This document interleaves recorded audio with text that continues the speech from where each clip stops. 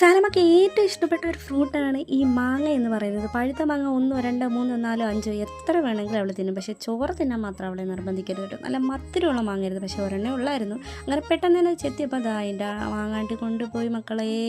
ഇനി ഇവർ വലുതാവും തോറും നമുക്ക് ഇങ്ങനത്തെ സാധനങ്ങളൊന്നും കിട്ടുമെന്ന് പ്രതീക്ഷിക്കേണ്ട. പകുതി മാങ്ങ കൊടുത്തുകൊണ്ട് ഒരു ഏത്തപ്പഴം തിരിക്കുന്നതിൻ്റെ ദുഃഖമാണ് ആ കാണുന്നത് കേട്ടോ.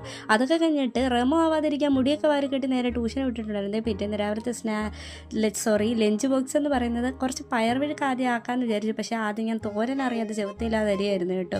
പിന്നീടാണ് എൻ്റെ മനസ്സാ സത്യം അറിയുന്നത്. അയ്യോ, ഞാൻ വിഴുക്കിനിലെ അരിഞ്ഞുകൊണ്ടിരിക്കുന്നത്.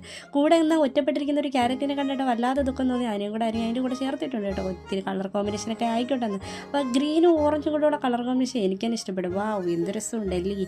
അങ്ങനെ അത് കുറച്ച് ഉപ്പിട്ട് അങ്ങോട്ട് സെറ്റാക്കാമെന്ന് വിചാരിച്ചു. കാരണം അധികം എരിയൊന്നും വേണ്ടാത്തതുകൊണ്ട് ഒരു മുളക് മാത്രമേ ഞാൻ ചേർത്തിട്ടുള്ളൂ. അങ്ങനെ പെട്ടെന്ന് തന്നെ അതങ്ങോട്ട് സെറ്റാക്കി കൂടെങ്കിൽ ഒരു മുട്ടയും കൂടെ അങ്ങ് ആക്കാമെന്ന് വിചാരിച്ചു. മുട്ട ഓംപ്ലേറ്റ് ആക്കി കൊടുത്തുവിട്ട് ഉച്ചയാകുമ്പം ചെറുതായിട്ട് അത് മുരണ്ട് പോകുന്നുണ്ട്. ഞാൻ വിചാരിച്ചു കുറച്ച് ചിക്കി കൊടുത്തുവിടാം, അതാകുമ്പോൾ പുതിയൊരു ഡിഷും ആവും. അങ്ങനെ വേഗം തന്നെ അതൊക്കെ ചിക്കി മാറ്റുന്നുണ്ട്.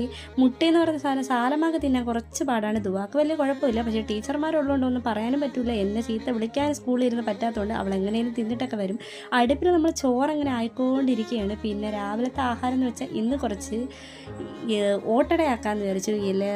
ഇല്ലാത്തത് കൊണ്ട് ഓട്ടടയെന്ന് പറയാം. അതായത് കുറച്ച് ഗോതമ്പ് ദോശ അങ്ങോട്ട് ഒഴിക്കുക, അതിൻ്റെ അകത്തേക്ക് കുറച്ച് മധുരവും കൂടെ വയ്ക്കും, അതായത് പഞ്ചസാരയും തേങ്ങയും. അപ്പോൾ അതിനെ ഓട്ടട എന്ന് വിളിക്കും, അങ്ങനെയൊക്കെ പറയാമല്ലേ.